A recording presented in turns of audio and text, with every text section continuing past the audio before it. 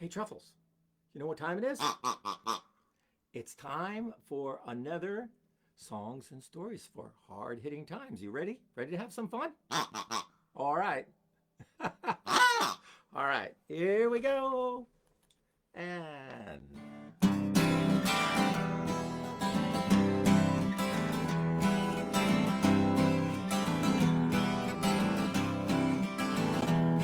I'm remembering the days before I went away, way back in the hills of old Vermont. And the orchard on the hill, I think I see it still, way back in the hills of old Vermont.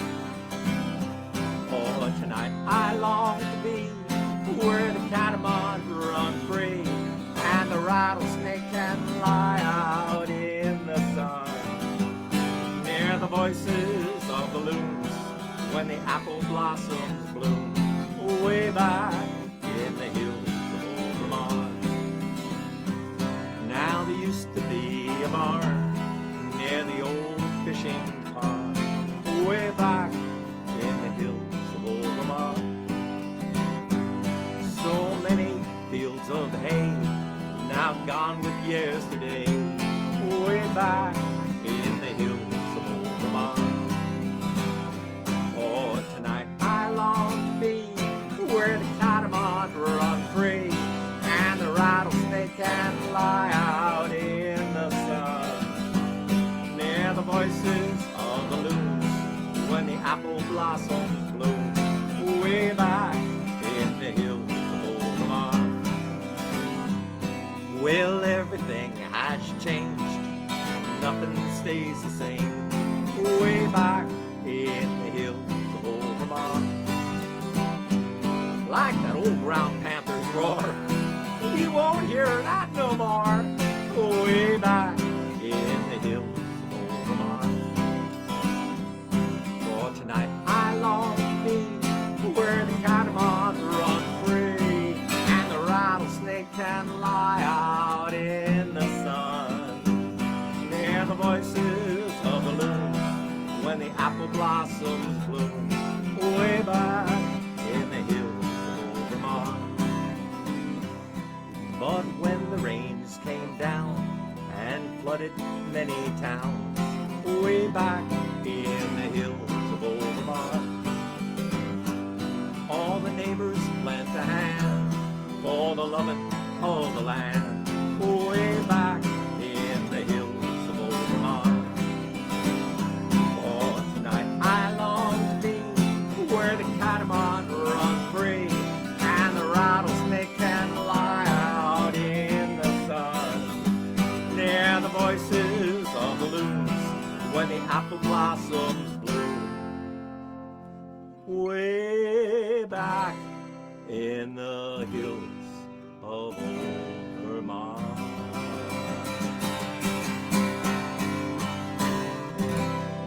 Hi, this is Rik Palieri right here in the hills of old Vermont. Hoping that everybody's doing well. Hopefully you can hear me. Well, we'll see. We have some people here. Allison's here and looks good. Hopefully it sounds good.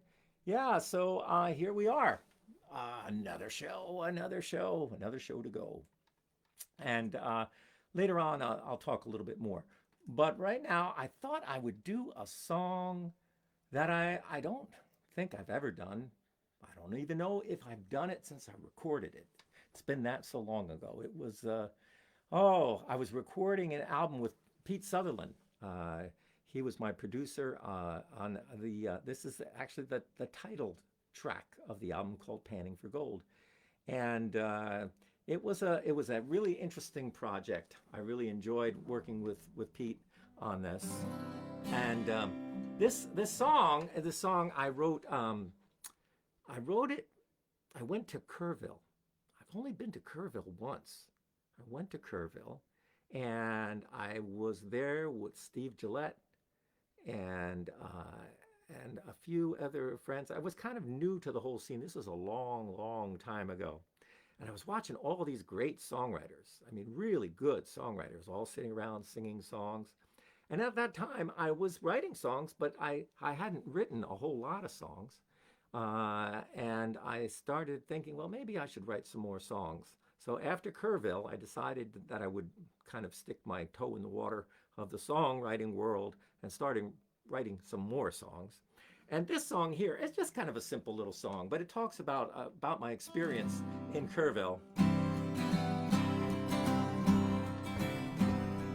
Eyes filled with wonder, hair spun to silver, he keeps on courting the muse. With his lady beside him, bindle stiff troubadours dancing in vagabond shoes. With a banjo and a fiddle, string a joke in the middle, they'll sing till the last story's told. Visions of wanderlust, lives built on love and trust, singing a song down a long Texas road. Like miners vote, they're panning for gold, hoping for fortune and fame, searching the night for a bright neon light, like a moth flies into a hot burning flame. In the daytime, she stands at the head of the courtroom. At night, she sings for the bar.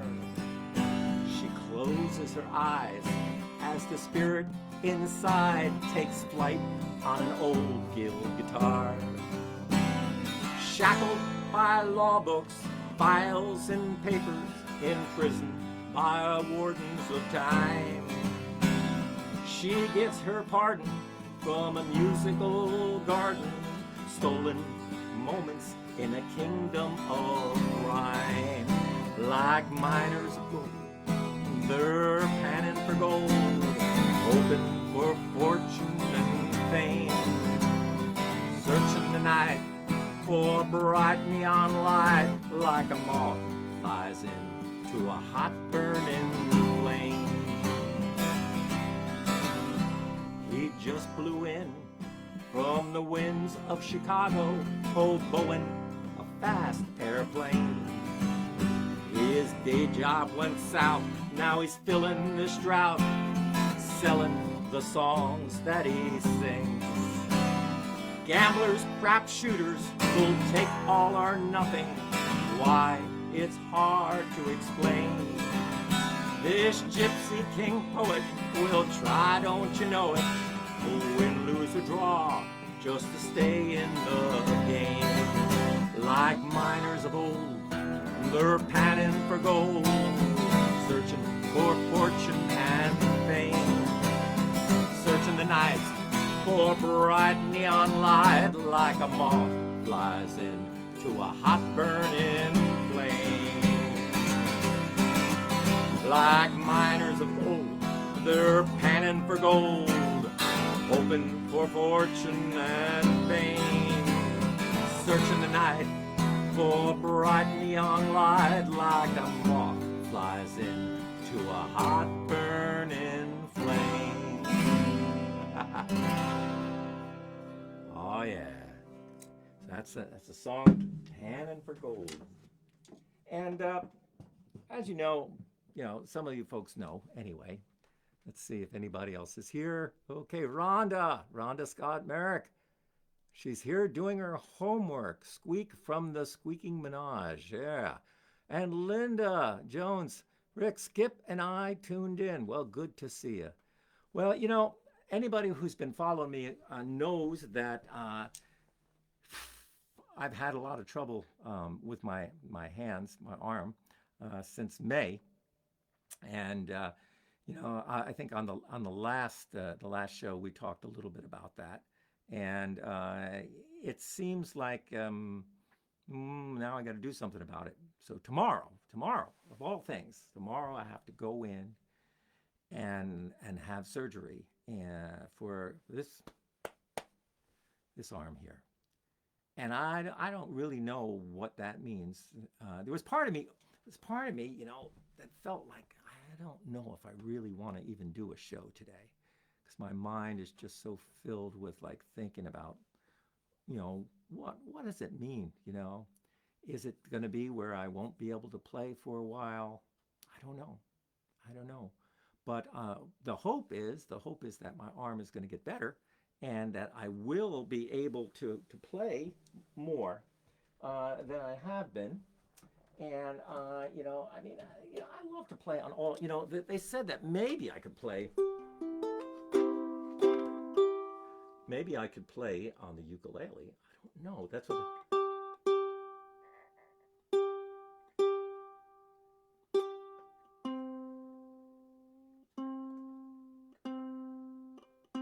Thank God for these tuners, right?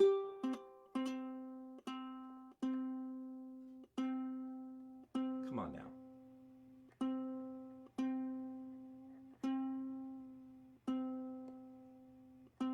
Well, maybe not.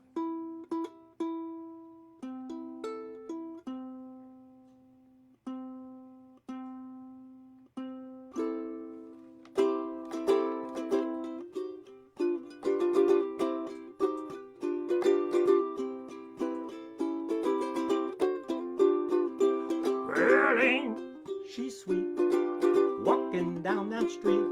I ask you very confidentially, ain't she sweet? Oh, ain't she nice? Look her over once or twice. I ask you very confidentially, ain't she nice? Oh, cast your eye in her direction. Oh me, oh my, ain't she perfection? Avodio-do. I repeat, boy, that gal is sweet. I ask you very confidentially, ain't she sweet? Oh.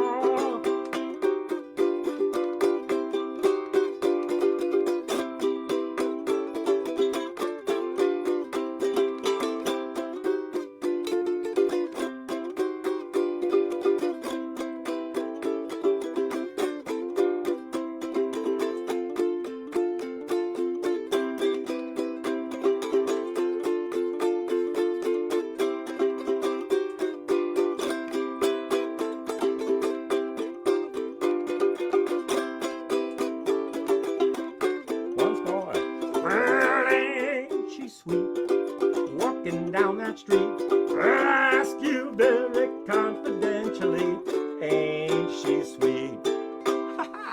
Well, you can see that sometimes that's the thing, is my arm, once in a while, I try to go somewhere and my arm doesn't want to go to the same place where I'm trying to make it to go. So the idea is that we can get that fixed. That's what I'm hoping for anyway. But I thought, to get my mind off things and your mind off things, that I would, matter of fact, find this story. I was thinking, like, what kind of story should I tell you today? And I thought, an adventure story. That's right. So this is a story about when I was over in Alaska, and I was just coming back. I was playing over on an island there in Gustavus, and I was flying back. And when I got back to the airport, there was quite a stir going on. The National Aerodynamics Board in Washington, D.C. had informed them that they were closing down the airport, as none of their flights on their test simulators were able to land an airplane there. This news outraged the public. "Who do they think they are?" one old sourdough exclaimed. "Just because they can't land a plane in their test in Washington, D.C. doesn't mean that we can't land up here. Why, we've been flying and landing planes here in weather that they can't even dream of." But Washington had its way, and not long after I flew in, the airport was closed.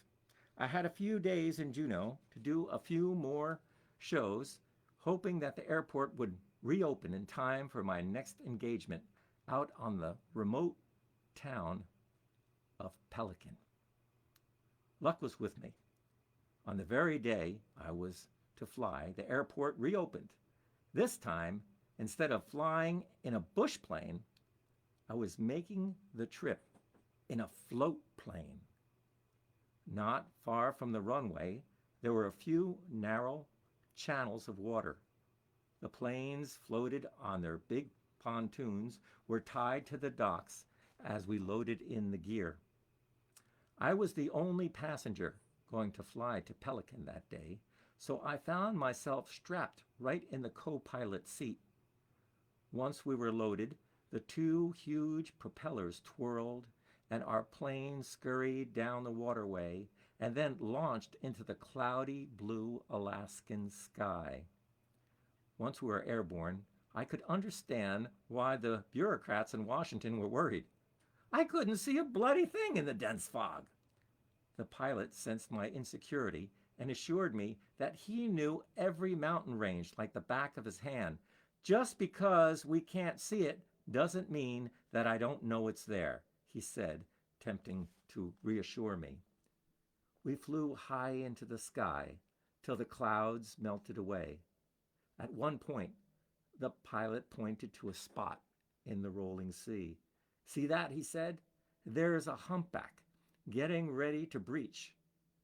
With that, the pilot swooped down from the sky, flying right over the whale's head as the huge Leviathan rose from the waves. Eventually, we circled round a tiny fishing village. As I looked down at Pelican, it was just the Alaskan town I had pictured in my mind when I thought of going to Alaska. It had tall mountains, a fishing harbor, eagles flying through the huge evergreens. The whole town was not more than 50 houses built up on stilts, connected by a long wooden boardwalk, and a fish cannery at the far end. Our plane splashed down from the sky and skimmed across the waves, stopping at a floating wooden dock. The school host was there to meet me on the dock and help me with my luggage. When I tried to get out of the plane, I noticed that my right leg was in a lot of pain. The night before the flight, I had fallen down the basement stairs. My ankle was twisted in the fall, but it had seemed okay at the time. Now, after sitting for hours in the plane, my ankle was red, swollen, and throbbing. I hobbled my way onto the dock and watched as the plane roared out of the harbor. That night, I spent the whole evening with my foot soaking in a big pail of water. By the next day, I was feeling better, but I was still sore. The school had me scheduled to spend the day going from room to room. I tried to explain about my foot, but the teachers decided it was easier to stick with the plan. So I spent the rest of the day hopping on one foot while carrying all my instruments through the halls. Yeah, that's true. You know, it was one of those things where, I'm trying to tell them, and my foot's hurt.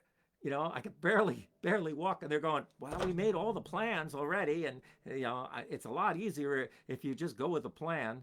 And you think that maybe somebody would kind of help and carry some instruments? No, no, they didn't do that. I think they thought it was kind of fun to watch old Rik hop on one foot with a banjo on one shoulder and a guitar on the other, up and down from classroom to classroom.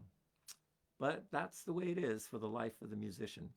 I think that you folks, some of you folks are, musicians, so you understand totally what that's like. Everybody thinks that the whole idea is glamorous, but it's not. I mean, I think it's rewarding and it's fun and exciting sometimes. I mean, being on the float plane was one of those experiences that I'll never forget. But at the same time, there's a lot of moments that are lonely, and when you get hurt, there's really nobody to help you out on the road. Luckily I haven't been hurt that much. A few times here and there, but nothing really that serious. And so it's kind of weird for me at this point of my life here to contemplate having to go into the hospital. I hate hospitals. Mariana will tell you, I just hate hospitals. I don't know if anybody else has that dislike for hospitals, but I just don't feel comfortable there. And tomorrow morning, I'm going to have to go in there, and God knows what's going to happen to me. I don't know. You know, at 66 years old, you know, I'm feeling good. And, you know, aside from the pain in my shoulder, which right now, when you have a surgery come up, you know, it feels pretty good. I don't really need this. No, I think that I've been fooling myself long enough. And my hope is that I'll be able to get this done so I can go back to doing, you know, some of my life. You know, because you know, the coronavirus is starting to wane. Finally, once again, it's starting to wane. And when the cases are going down and people are starting to go out and starting to perform again, and yours truly can't do it. I mean, I can't do it right now. And that's what I'm hoping is now, while things are kind of, you know, there aren't as many gigs, that this is the time to take a break and to go and get that done. And I was thinking about that, you know, sometimes we need strength. Like, so I was thinking about that old song. Let's see if this, and my hands are like I said, my hands are, this hand is tricky. But I was thinking about you needing strength. And I was thinking about an old Leadbelly. And he used to sing a song like it. You can sing with me, it's not hard. Just repeat. One Sunday morning, Lord, Lord, Lord. That's your part. Lord, Lord, Lord, Lord. Preacher went a-hunting. Lord, Lord, Lord. That's all it is. You ready? So we try that twice. Ready? We'll go, Lord, Lord, Lord. Then, Lord, Lord, Lord. You try that. Lord, Lord, Lord. Lord, Lord, Lord. Well, one Sunday morning, Lord, Lord, Lord. Preacher went a-hunting. Lord, Lord, Lord. And he brought along a shotgun. Lord, Lord, Lord. Along come a gray goose. Lord, Lord, Lord. And the gun went off, boom-a-loom. Lord, Lord, Lord. Down come the gray goose. Lord, Lord, Lord. He was 6 weeks a falling. Lord, Lord, Lord. 6 weeks a hauling. Lord, Lord, Lord. Then my wife and your wife. Lord, Lord, Lord. Sat down to feather picking. Lord, Lord, Lord. And with 6 weeks of picking.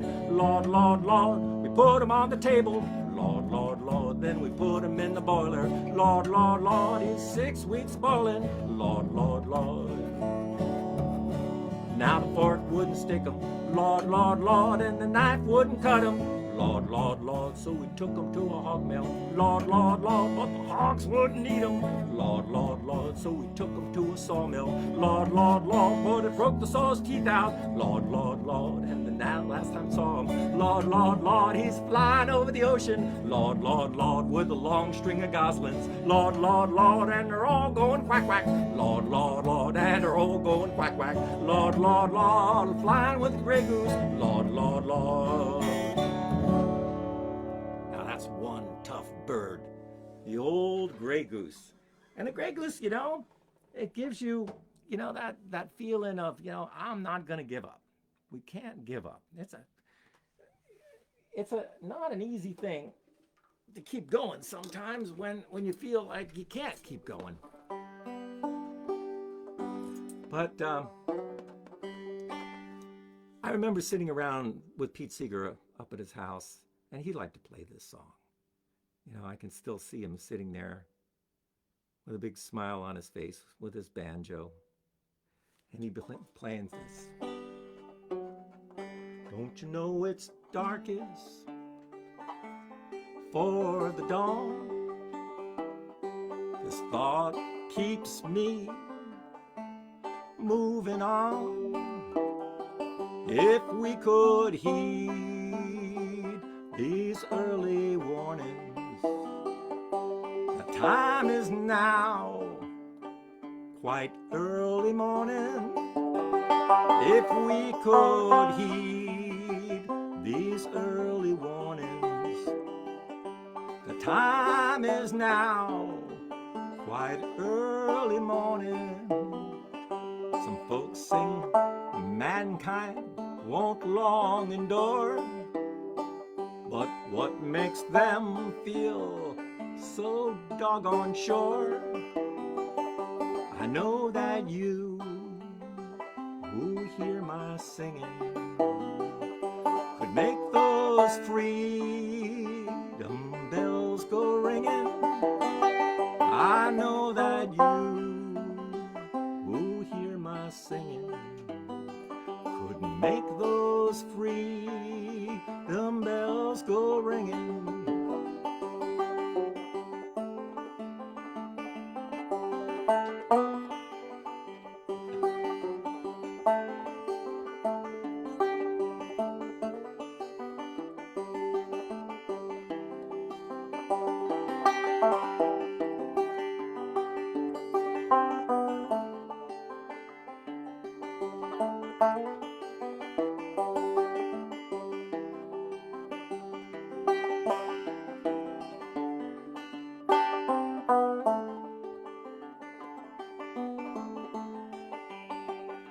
So we keep on while we live, till we have no more to give.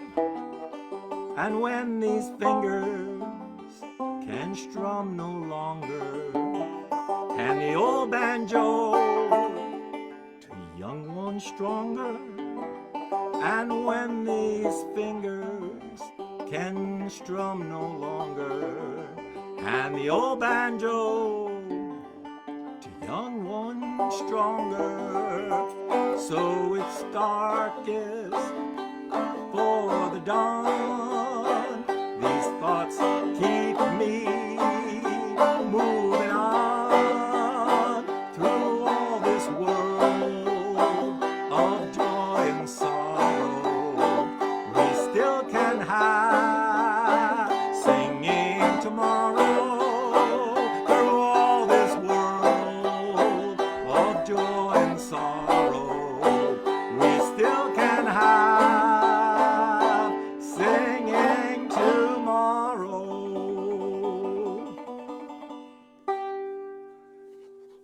Pete Seeger's wonderful song, Quiet Early Morning. And of course, while I was singing that, you know who's here, right at my feet, is old Dolina.